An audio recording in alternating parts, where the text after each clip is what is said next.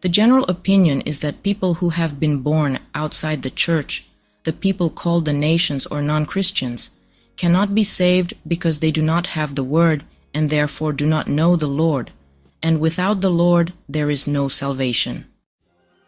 They could know, however, that these people too are saved simply from the fact that the Lord's mercy is universal. That is, it is extended to all individuals. Non-Christians are born just as human as people within the church, who are in fact few by comparison. It is not their fault that they do not know the Lord. So anyone who thinks from any enlightened reason at all can see that no one is born for hell. The Lord is actually love itself, and His love is an intent to save everyone. So He provides that everyone shall have some religion, an acknowledgement of the divine being through that religion, and an inner life. That is, living according to one's religious principles is an inner life, for then we focus on the divine. And to the extent that we do focus on the divine, we do not focus on the world, but move away from the world, and therefore from a worldly life, which is an outward life. People can realize that non-Christians as well as Christians are saved if they know what constitutes heaven in us, for heaven is within us, and people who have heaven within them come into heaven. The heaven within us is our acknowledgement of the divine and our being led by the divine. The beginning and foundation of every religion is its acknowledgement of the divine being. A religion that does not acknowledge the divine being is not a religion at all. The precepts of every religion focus on worship, that is, on how the divine is to be honored so that we will be acceptable in its sight. And when this fully occupies the mind, or to the extent that we intend this or love this, we are being led by the Lord. It is recognized that non-Christians live lives that are just as moral as the lives of Christians. Many of them, in fact, live more moral lives. A moral life may be lived either to satisfy the divine or to satisfy people in this world.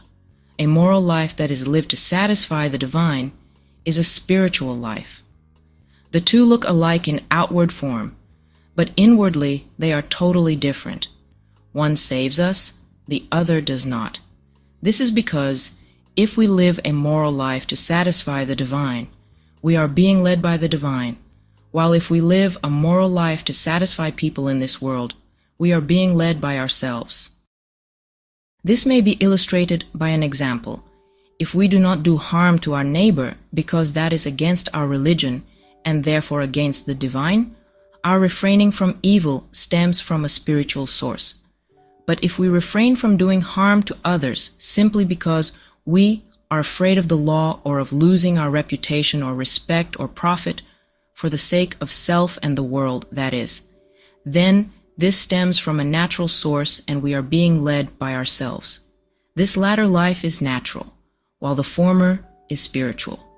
If our moral life is spiritual, we have heaven within ourselves. But if our moral life is merely natural, we do not have heaven within ourselves. This is because heaven flows in from above, opens our deeper natures, and flows through those deeper natures into our more outward natures, while the world flows in from below and opens our more outward natures, but not our deeper natures. No inflow occurs from the natural world into the spiritual, only from the spiritual world into the natural. So if heaven is not accepted at the same time, the deeper levels are closed. We can see from this who accept heaven into themselves and who do not. However, the heaven in one individual is not the same as the heaven in another. It differs in each according to the affection for what is good and true. If people are absorbed in an affection for what is good for the sake of the divine, they love divine truth, because the good and the true love each other and want to be united. Consequently, non-Christian people who have not had access to genuine truths in the world still accept them in the other life because of their love. There was one spirit from a non-Christian country who had lived a good and thoughtful life according to his religion in this world. When he heard some Christian spirits discussing their creeds, Spirits talking to each other reason much more exhaustively and acutely than people on earth, especially about what is good and true. He was astonished to find that they quarreled. He said he did not want to listen, since they were arguing on the basis of deceptive appearances. His advice to them was, "If I am a good person, I can know what is true simply from its goodness, and I can be open to what I do not know. I have been taught by a great many instances that if non-Christians have lived decent lives, intent on obedience and appropriate deference, and in mutual thoughtfulness as their religion requires, so that they have acquired a measure of conscience, they are accepted in the other life, and are taught by angels about matters of goodness and truth with most sensitive care. Once they have been taught, they behave unpretentiously, intelligently, and wisely, and readily accept and absorb truths.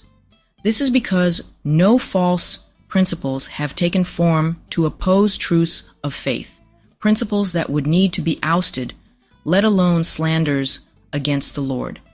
As is the case for many Christians whose treasured concept of the Lord is simply of an ordinary human being, it is different for non-Christians when they hear that God became a person here and made himself known in the world. They acknowledge it immediately and revere the Lord. They say that of course God made himself known. After all, he is the God of heaven and earth, and the human race belongs to him. It is a divine truth that there is no salvation apart from the Lord, but this needs to be understood as meaning that there is no salvation that does not come from the Lord. There are many planets in the universe, all full of inhabitants. Hardly any of them know that the Lord took on a human nature on our planet. Still though, since they do revere the divine being in human form, they are accepted and led by the Lord. There are wise and simple people among non-Christians, just as there are among Christians. To show me what they were like, I have been allowed to talk with both kinds, sometimes for hours and even for days. Nowadays, though, there are not wise ones like those of ancient times, especially in the early church. This covered much of the Near East and was the source from which religion spread to many non-Christian peoples. I have been allowed to carry on personal conversations with some of them in order to find out what they were like. One particular individual was with me who had been one of the wise at one time and who was therefore well known in the scholarly world. I talked with him about various subjects and was given to believe that he was Cicero. Since I knew that he was wise, we talked about wisdom, intelligence, the pattern of reality, the Word, and finally about the Lord. On wisdom, he said that there was no wisdom that was not a matter of life, and that wisdom could not be an attribute of anything else. On intelligence, he said that it came from wisdom. On the pattern of reality, he said that the pattern comes from the supreme deity, and that living in accord with this pattern is being wise and intelligent. As to the Word, when I read him something from the prophets, he was utterly enchanted, especially at the fact that the individual names and the individual words referred to deeper realities. He was quite astonished that modern scholars take no pleasure in this pursuit. I could sense very clearly that the deeper levels of his thought or mind were open. He said that he could not remain present because he felt something too holy for him to bear. It affected him so deeply. Finally, our conversation turned to the Lord, on his birth as a person here, but one conceived from God, on his putting off the maternal human nature and putting on a divine human nature, and on his being the one who rules the universe. He said that he knew a great deal about the Lord that he grasped in his own way, and that there was no other way the human race could have been saved. All this time, some evil Christians were showering us with libels of various kinds. But he paid no attention to them. He said it was not surprising. It was because during their physical lives they had soaked up notions on these subjects that were not fitting, and that until these were ousted, they could not let in notions that supported the truth the way people who were simply ignorant could. I have also been allowed to talk with some others who lived in early days, and were among the wiser ones of their times. They first appeared in front of me at some distance, and from there they could observe the deeper levels of my thinking. This meant they could observe me very completely, learning a whole series of thoughts from just one of my mental concepts, and filling it with delightful elements of wisdom and charming images. I could tell from this that they were among the wiser ones, and I was told that they were from early times. At this point, they came nearer, and when I read them something from the Word, they were totally enchanted. I could sense their very delight and pleasure, which stemmed especially from the fact that every least detail of what they were hearing from the Word was an image and indicator of heavenly and spiritual things. They said that in their own day, when they were living in our world, their mode of thinking and speaking and even writing was like this, and that this was the focus of their wisdom. As for today's non-Christians, they are not that wise, but many of them are simple-hearted. However, in the other life, they do accept wisdom from others who have lived lives of thoughtfulness together. I may offer a couple of examples. When I read chapters 17 and 18 of Judges about Micah, whose idol, household gods, and Levite were stolen by the Danites, there was one non-Christian spirit who had revered an idol during his physical life. He listened intently to what happened to Micah and was deeply pained because of the idol that the Danites stole. His distress overcame him and moved him so deeply that he scarcely knew what he was thinking because of the depth of his pain. I sensed his pain and at the same time the innocence within his particular affections. There were some Christian spirits present who were surprised that this idolater was moved by such mercy and such an affection of innocence. Later, some good spirits talked with him and told him that he should not revere idols, and that he could understand this because he himself was a human being. Rather, his thought should reach beyond the idol to the God who was creator and ruler of the whole heaven and the whole earth, and who was the Lord. When he was told this, I could sense his deep feeling of reverence. It was communicated to me as something much holier than what could be found among Christians. I could gather from this that non-Christians come into heaven more readily than Christians nowadays. In keeping with the Lord's words in Luke, then they will come from the east and the west and the north and the south, and will recline in the kingdom of God. And indeed, there will be many of the last who will be first, and of the first who will be last. Luke 13:29-30.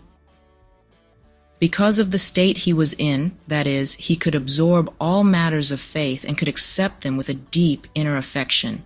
There was a loving mercy about him and in his ignorance and innocence, and when these are present, all matters of faith are accepted spontaneously, so to speak, and with joy. After this, the non-Christian spirit was accepted among the angels. One morning, I heard a far-off chorus. I could tell from images of the chorus that they were Chinese, since they presented a kind of woolly goat, a cake of millet, and an ebony spoon, as well as an image of a floating city. They were eager to come closer to me, and when we were together, they said that they wanted to be alone with me in order to disclose their thoughts. They were told, however, that we were not alone, and that the others were offended that they wanted to be alone, since they were guests. When they perceived this feeling of offense in their thoughts, their mood changed, since they had transgressed against a neighbor, and since they had claimed as their own something that belonged to others. In the other life, all our thoughts are shared. I was enabled to perceive their distress of mind. It involved a recognition that they might have injured them, and a sense of shame on that account, along with other emotions characteristic of honest people, so that you could tell they were endowed with thoughtfulness. I talked with them shortly afterward, and eventually mentioned the Lord. When I called him Christ, I could sense a kind of resistance in them. The reason for this was uncovered, though. This derived from their experience in the world, from their having known that Christians lived worse lives than they did, lives devoid of thoughtfulness. When I simply mentioned the Lord, though, they were deeply moved. Later, they were taught by angels that Christian doctrine more than any other in the whole world demands love and thoughtfulness, but that there are not many people who live up to it. There are non-Christian individuals who during their earthly lives have learned by hearsay that Christians live evil lives, lives of adultery, hatred, bickering, drunkenness, and the like, which appalled them because things like this are contrary to their religion. In the other life, they are particularly hesitant about accepting truths of faith. However, they are taught by angels that the Christian doctrine and the faith itself teach something very different, but that Christians do not live up to their doctrines as much as non-Christian people do. When they grasp this, they accept truths of faith and worship the Lord, but only after quite a while. It often happens that when non-Christians come into the other life, if they have worshipped some god in the form of an image or statue or idol, they are introduced to people who take on the roles of those gods or idols in order to help rid them of their illusions. After they have been with these people for a few days, they are taken away.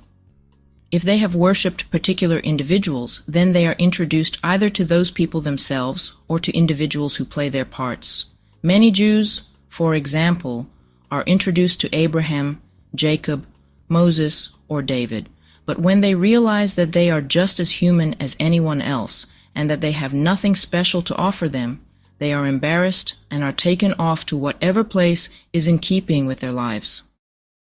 Of non-Christians, the Africans are especially valued in heaven. They accept the good and true things of heaven more readily than others do. They want especially to be called obedient, but not faithful. They say that Christians could be called faithful, since they have a doctrine of faith, but only if they accept the doctrine, or, as the Africans say, if they can accept it. I have talked with some people who were in the early church. By the early church, we mean the religious culture that prevailed after the flood over many kingdoms throughout Assyria, Mesopotamia, Syria, Ethiopia, Arabia, Libya, Egypt, Philistia as far as Tyre and Sidon and the land of Canaan on both sides of the Jordan. People then knew about the Lord who was going to come, and they absorbed the good qualities of faith. But nevertheless they did fall away and become idolaters. They are in the front, toward the left in a dark area, and are in a sorry state. They have piping, monotone voices, and practically no rational thought. They said they had been there for centuries, and that sometimes they were let out in order to be of some menial service to others. This led me to reflect on the many Christians who are not idolaters outwardly, but are inwardly, because they actually worship themselves and the world, and at heart deny the Lord. This is the kind of lot that awaits them in the other life. It has been explained earlier that the Lord's church is spread throughout the whole world. It is universal then, and consists of all individuals who have lived in the virtue of thoughtfulness according to the principles of their religions. In relation to the people outside it, the church, where the word is and the Lord is known through it, is like the heart and lungs of the human body, which give life to all the organs and members of the body according to their forms, locations, and connections.